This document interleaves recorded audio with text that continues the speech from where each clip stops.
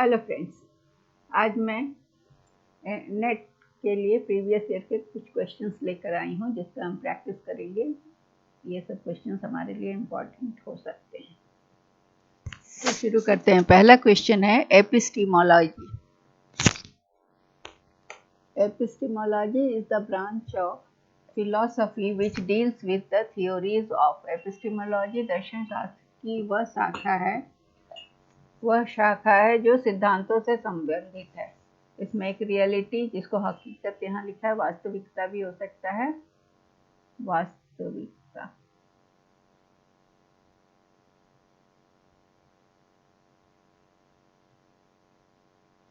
दूसरा है एग्जिस्टेंस, तीसरा है जिसे अस्तित्व कहते हैं, तीसरा है नॉलेज जो कि ज्ञान कहा जाता है जिसे, और वैल्यूज मतलब मूल्य। तो इसका सही आंसर क्या होगा हमें ये बताना है। तो एपिस्टेमोलॉजी जो है वो फिलोसॉफिकल स्टडी है। किस चीज़ का? नेचर का, ओरिजिन और ह्यूमन नॉलेज का, लिमिट्स का है। तो ये जो टर्म है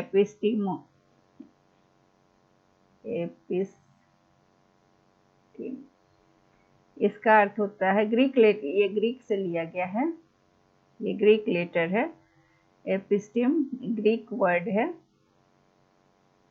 जिसका अर्थ होता है नॉलेज, और लोगोस, लॉजी जो है वो लोगोस से लिया गया है जिसका अर्थ होता है रीजन। ठीक है, तो एपिस्टेमोलॉजी का क्या मतलब हो गया कि यह थ्योरी ऑफ नॉलेज या नॉलेज से रिलेटेड ब्रांच ऑफ फिलॉसफी है। ये किससे थ्योरीज ऑफ नॉलेज को डील करता है। ठीक है, इसका आंसर हो गया C. Answer is C. Question number 2। Given below are two statements labelled as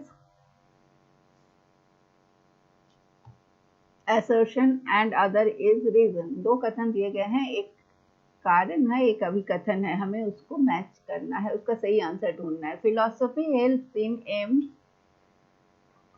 in determining the aims of education. दर्शन शिक्षा के उद्देश्यों को निर्धारित करने में मदद करता है। दूसरा है education depends mostly on philosophy.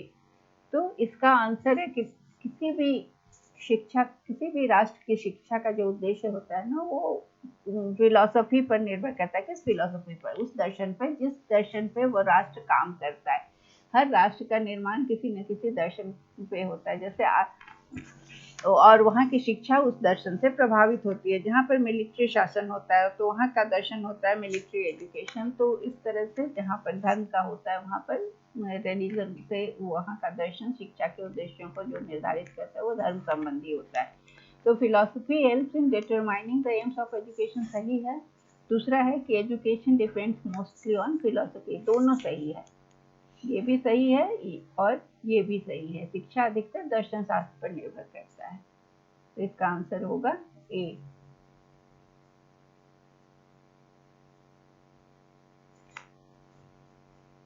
अगला क्वेश्चन है question number 3। Things as they are, चीजें जैसी हैं वैसी हैं। As they are likely to B.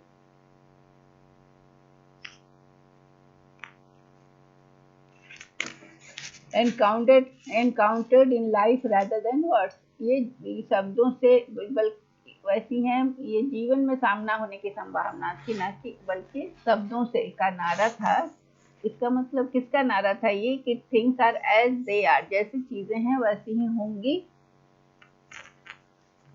और जैसी हैं वैसी ही हैं। चीजें जैसी हैं वैसी ही हैं और जीवन में शब्दों से सामना होने की संभावना है। तो ये नारा जो था ये किसका दिया हुआ था? ये नारा था रियलिस्ट लोग का। रियलिस्ट लोग जो चीजें जैसी हैं उसको वैसे ही मानते थे और उसको उसी रूप में लेते थे। तो ये रियलिस्ट लोग का सिद्धांत था।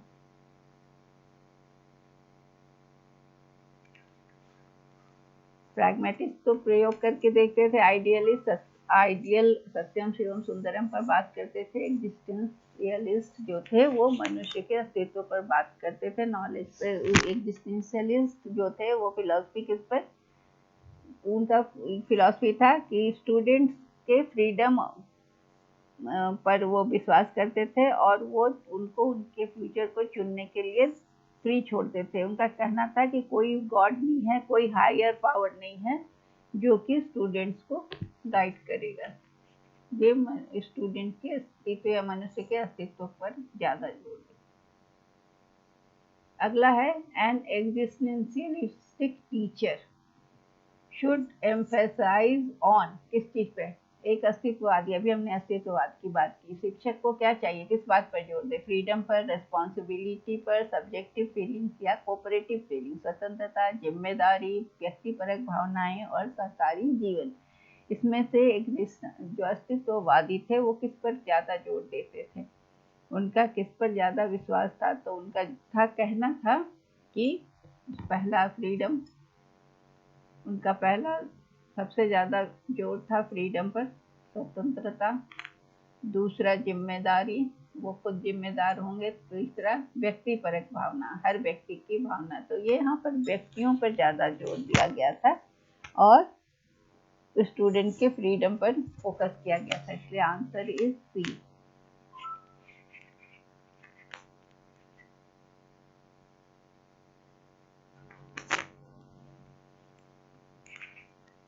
अगला क्वेश्चन है who advocated the creation of classless society. तो वर्गहीन समाज के निर्माण की वकालत किसने की थी, तो ये तो वर्गहीन समाज कौन चाहते थे, क्लासलेस सोसाइटी, मार्क्स का कथन था। उनका कहना था कि सोसाइटी शुड बी क्लासलेस, वहां पर कोई गरीब अमीर नहीं हो। तो इसमें क्या हो रहा था कि जो मजदूर थे और पूंजीपति, दो क्लास था, और पूंजीपति, मार्क्स का कहना था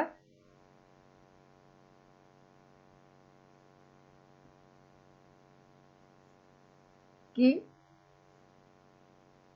उनका कहना था कि स्टेट को क्या करना था, स्टेट क्या करता था पहले, उनका मानना था कि लोअर क्लास को सप्रेस करता था ताकि रूलिंग क्लास को फायदा हो सके।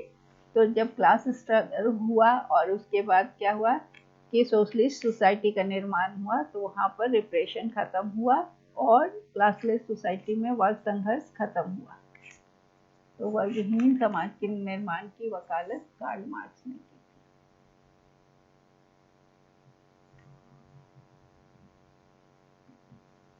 हम वेदास टीच अस दैट, वेद हमें क्या सिखाते हैं, वेद हमें सिखाते हैं, पहला दिया है क्रिएशन इज विदाउट बिगिनिंग, दूसरा है मतलब सृजन बिना शुरुआत के है, फिर creation is without an end, सृष्टि का कोई अंत नहीं है, तीसरा creation is without beginning and without an end, सृजन बिना शुरुआत के है और बिना अंत के, और चौथा है creation has a definite beginning and also an and. तो वेद से हमें पता चलता है कि वेद हमें सिखाते हैं कि क्रिएशन जो है वो बिना बिगिनिंग और बिना एंड का है, इसकी कोई शुरुआत नहीं है और ना ही कोई एंड है। तो आंसर तो हमें सी मिल गया। साइंस कहता है कि सम टोटल ऑफ जो कॉस्मिक एनर्जी है वो हमेशा सेम रहता है। तो ये कहता है कि कुछ नहीं, जब कोई समय था जब कुछ एग्जिस्ट नहीं करता था, तो ये एनर्जी कहाँ चली गई, इसलिए कुछ कहते हैं कि पोटेंशियल फॉर्म था गॉड का।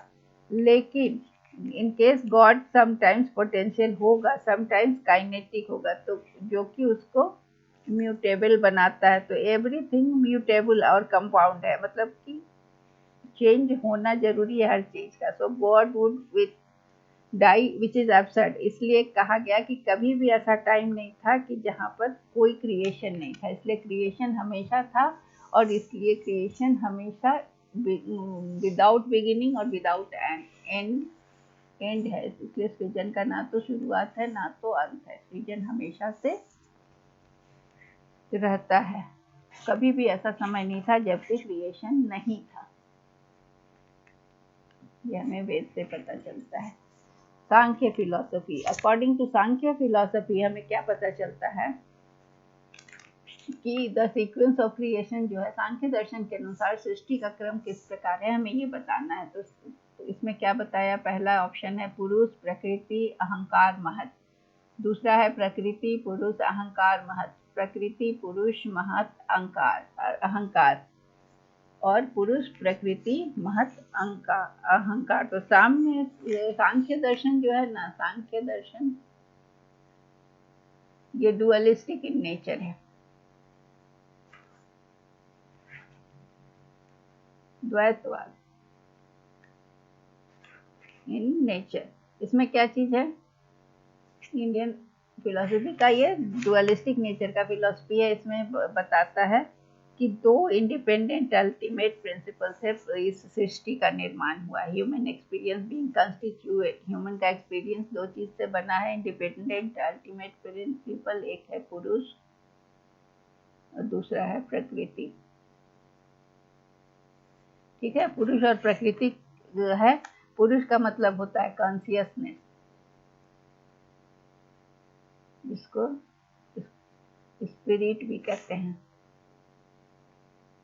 और इस प्रकृति को कहते हैं कॉग्निशन, माइंड, ये सब प्रकृति के emotions, that is nature of matter.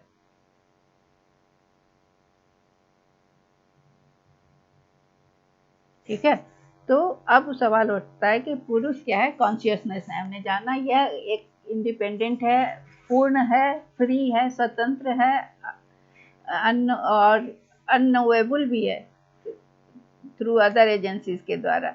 और ये क्या है कि ये एक्सपीरियंस बाय माइंड से होता है या सेंसेस से होता है, ये किसी भी वर्ड्स और एक्सप्लेनेशन से परे है।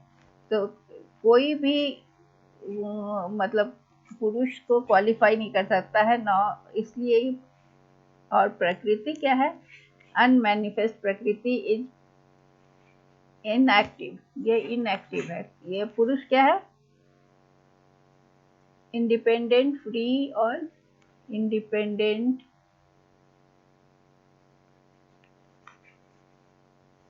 फ्री, अननोएबल, और प्रकृति क्या है, अनकॉन्शियस। ये कॉन्शियस है, ये अनकॉन्शियस।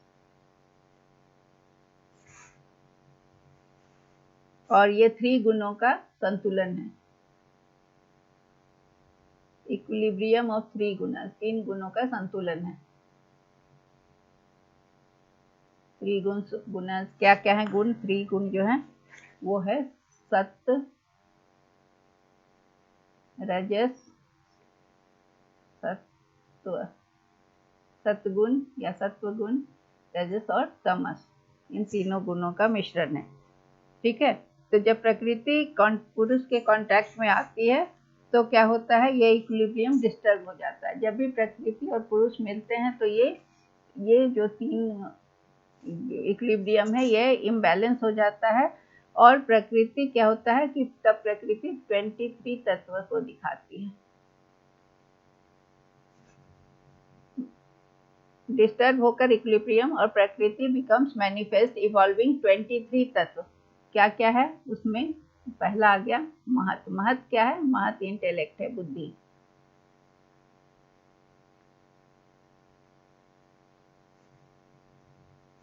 माइंड, उसके अलावा 5 सेंसरी कैपेसिटी, ये 23 जो तत्व आते हैं उसमें आता है माइंड, फिर आता है ईगो, अहंकार क्या है, ईगो हो गया। उसके अलावा 5 सेंसरी और प्लस क्या होता है तत्व में, एक हुआ कि महत, बुद्धि, इंटेलेक्ट, फिर 5 sensory capacities, 5 action capacities and 5 subtle elements, ये सब मिलकर 23 तत्व हो जाते हैं। ठीक है, तो इसका सीक्वेंस ऑफ क्रिएशन कैसे है, पहले पुरुष, प्रकृति, महत और अहंकार। तो आंसर इज 4, आंसर डी।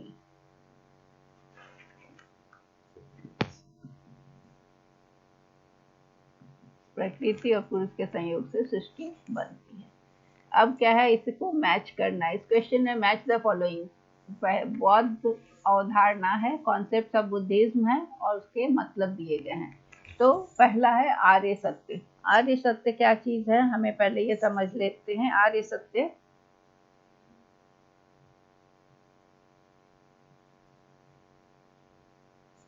आर्य सत्य में ना पहला आता है कि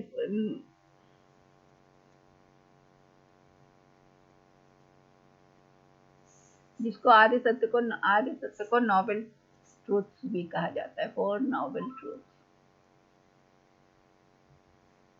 इसमें आते हैं 4 चीजें, दुख, सफरिंग, समुदाय मतलब ओरिजिन, और निरोध और मार्ग। ठीक है, तो ये 4 चीज आता है। उसके बाद आता है तो द्वादश निदान, पहले उसको समझ लें फिर हम एक एक करके देखेंगे। द्वादश निदान में बुद्धिस्ट कॉन्सेप्ट में क्या क्या चीज है, तो बुद्ध सिद्धांत के द्वादश निदान में आता है निदान 12 निदान। इसमें द्वादश निदान में आ गया अविद्या, संस्कार, विज्ञान, नाम रूप, षडायतन, स्पर्श, वेदना, तृष्णा, उपादान, भव, जाति, जरा। बस 12 निदान। फिर अष्टांग मार्ग क्या है, अष्टांग मार्ग में सब बस हम लोग एक बार देख लेते हैं ताकि इससे जुड़ा कोई चीज पूछा जाए। तो अष्टांग मार्ग में 8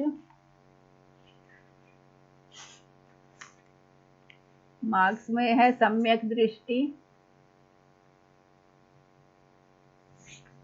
सम्यक संकल्प, सम्यक वचन, सम्यक कर्म, सम्यक जीविका, 5 सम्यक जीविका, सम्यक प्रयास, फिर है सम्यक स्मृति, और 8वां है सम्यक समाधि।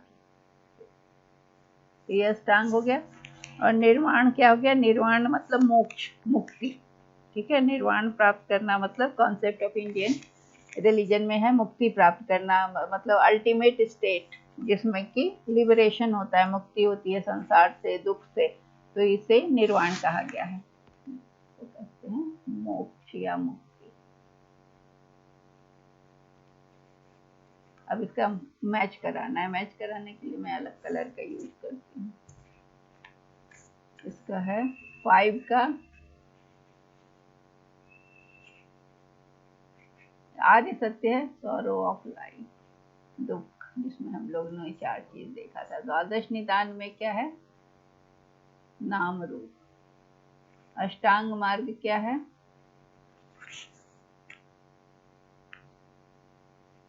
Condition of breath, controlling of breath. और निर्वाण क्या है, समाधि। तो आंसर इज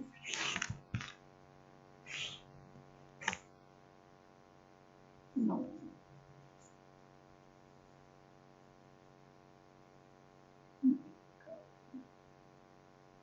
द्वादश निदान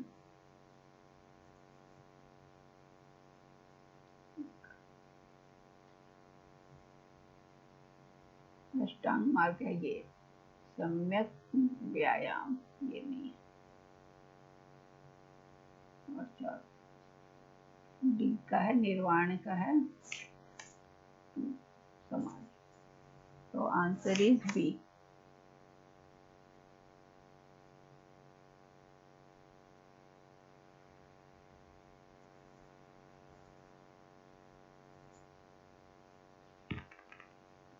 अगला क्वेश्चन है question number 9। critically judge the following, all Muslim women need to go to school। सभी मुस्लिम महिलाओं को स्कूल जाने की जरूरत है। Muslim philosophy lays emphasis on equality of all men और वुमेन। मुस्लिम दर्शन सभी पुरुषों और महिलाओं की समानता पर जोर देता है। कारण और रीजन, तो स्टेटमेंट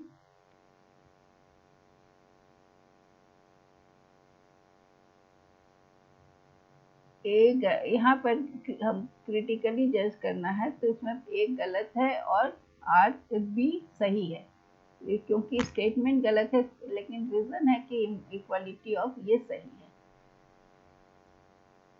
कि मुस्लिम दर्शन सभी पुरुषों महिलाओं की समानता पर जोर देता है, लेकिन ये कहना कि सभी नीड टू गो ये सही नहीं है। ये हमारे विचार हो सकते हैं लेकिन वो स्टेटमेंट नहीं बन सकता है, इसीलिए वो गलत है। An 8-fold noble path given by Buddha, Buddha का ही क्वेश्चन इस बार आ गया सारा, तो बुद्धा का क्वेश्चन बहुत सारा इम्पोर्टेंट भी है आपके लिए, इसलिए इसको जानना जरूरी है।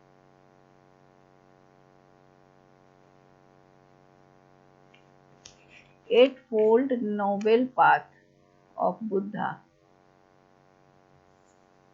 Which of the following is the basis of right knowledge? Buddha द्वारा बताए गए अष्टांगिक पथों में अधिकार का आधार में कौन सा सही ज्ञान है? तो इसमें बताया गया राइट स्पीच, राइट एक्शन, सही भाषण, सही कार्रवाई, राइट एक्शन, राइट लिविंग, सही कार्रवाई, सही जीवन, राइट थॉट, राइट कंसंट्रेशन, सही विचार, सही एकाग्रता, राइट फेथ, राइट रिजॉल्व। तो आंसर तो इसका होगा राइट फेथ और राइट रिजॉल्व। इसको अब हम समझते हैं कि कैसे। तो बुद्धिज्म का जो है ना, वो बुद्धिज्म जो है उसका जो 4 नोबल ट्रूथ हमने शुरू में देखा था, 4 नोबल ट्रूथ देखा था, उस पर आधारित है बुद्धिज्म का जो थ्योरी है। वो क्या था बताया था? दुख क्या बताया? Truth of misery. Truth of misery क्या है? दुख। दूसरा था ट्रूथ ऑफ कॉज, वो क्या है? समुदाय। ये अभी हम लोग ने देखा था, ये ट्रूथ ऑफ क्या है? कॉज, दुख का कारण, उसको सत्य का। तीसरा है ट्रूथ ऑफ सेसेशन, निरोध। ये नोबल ट्रूथ में क्या है? ये ट्रूथ ऑफ सेसेशन। और चौथा है मार्ग, ये ट्रूथ ऑफ पाथ है।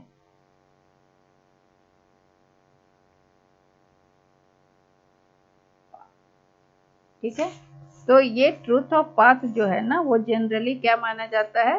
वो नोबेल 8-fold पाथ कहा जाता है। ट्रूथ ऑफ पाथ जो है, मार्ग जो है ना, मार्ग इज 8 नोबेल पाथ, उसी को कहा जाता है जो ट्रूथ ऑफ पाथ है। 8-fold path.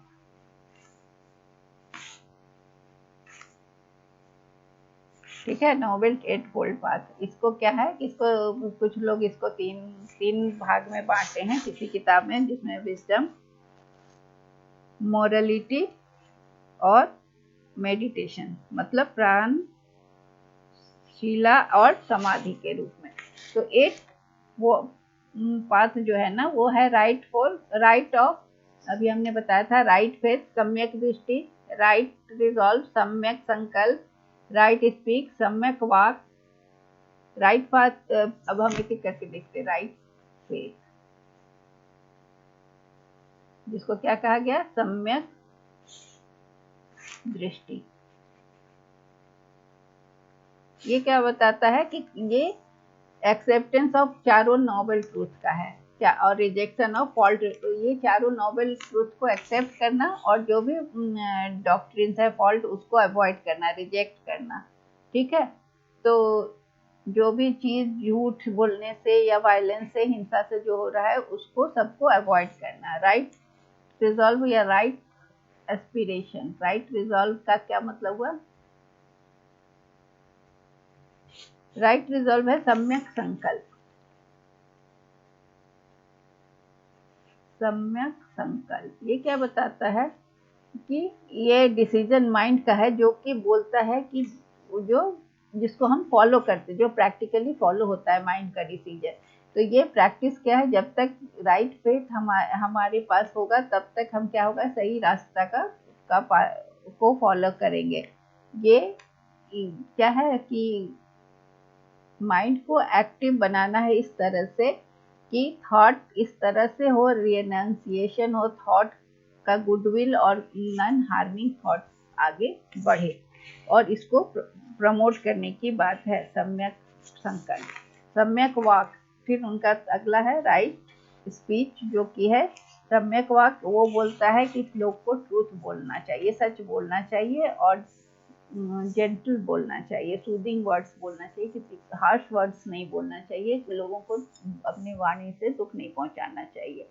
ठीक है, ये पंचशीला की तरह 5 बोल लेते हैं लोग, जो उसमें कि क्या क्या क्या 5 जो वचन लेते हैं, उस पंचशीला जो कहलाता है बुद्धिस्ट में कि ना किसी को मारेंगे, ना चोरी करेंगे, ना किसी के साथ गलत व्यवहार करेंगे, ना झूठ बोलेंगे, ना शराब पिएंगे। फिर है सम्यक अजीवा, सम्यक अजीवा या राइट लाइवलीहुड, मतलब जीविका का जो भी तरीका होगा वो ऑनेस्ट मीन से होगा। ये रूल बताता है कि जो भी प्रैक्टिस इसको करेगा वो क्या है कि अपने लाइफ को मेंटेन करने के लिए कोई भी गलत तरीका नहीं अपनाएगा। फिर है राइट एफर्ट, सम्यक व्यायाम, इसका मतलब क्या होता है कि किसी भी तरह की बुराई से दूर होगा करना होगा, किसी भी बुराई को पनपने से रोकना, और किसी भी गलत आइडिया को माइंड में आने से रोकना। इसको कहते हैं कि एविल और एविल टेंडेंसीज को चेक करना। फिर है राइट अवेयरनेस, सम्यक स्मृति, इसमें बताता है कि बॉडी का जो भी अवेयरनेस है, मतलब किस तरह से हम सांस ले रहे हैं, किस तरह से मूवमेंट कर रहे हैं, बॉडी का जो भी इम्प्योरिटीज है, जो भी सेंसेशन है, मतलब थॉट का और इंटरनल फंक्शन का अवेयरनेस को हम बोलते हैं सम्यक स्मृति। और राइट ऑफ कंसंट्रेशन जो बोलते हैं सम्यक समाधि, ये प्रैक्टिस है कि इस तरह से प्रैक्टिस करना कि हम सेंसेशंस और पेन के, दुख और प्लेजर के सेंसेशन से ऊपर उठ जाएं, और उससे हमें फिर फुल एनलाइटेनमेंट मिल जाए और हम निर्वाण को प्राप्त करें। तो ये इंटेंस कैसे संभव है? ये 4 लेवल में संभव है। जब मेडिटेशन गहन होता है और जो है सीकर जो होता है नॉलेज का, वो माइंड को कंसंट्रेट करता है। दूसरा, सीकर सुप्रीम इंटरनल पीस में जब एंटर करता है। और तीसरा, जब स्पीकर जो है नॉलेज का सीकर जो है, या तो वो डिटैच्ड हो जाता है, अपने अंदर की खुशी से भी और ब्लिस से भी डिटैच्ड हो जाता है, और तब वो लिबरेटेड हो जाता है ब्लिस और ट्रैंक्विलिटी से। तो ये जो फर्स्ट 2 ऑफ 8 फोल्ड पाथ है, राइट फेथ और राइट रिजॉल्व, ये क्या है? ये दोनों मिलकर इसको कहते हैं प्रज्ञा या प्राजना। ये दोनों कहलाते हैं प्राजना या प्रज्ञा। ठीक है, क्योंकि ये किससे रिलेटेड है? ये रिलेटेड है कॉन्शियसनेस और प्लस नॉलेज से रिलेटेड।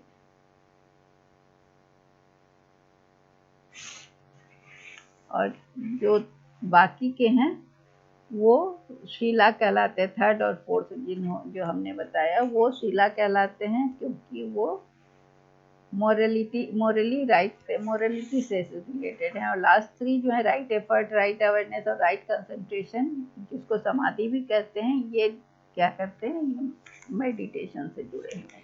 इसलिए इसका आंसर है D. So that's all for today.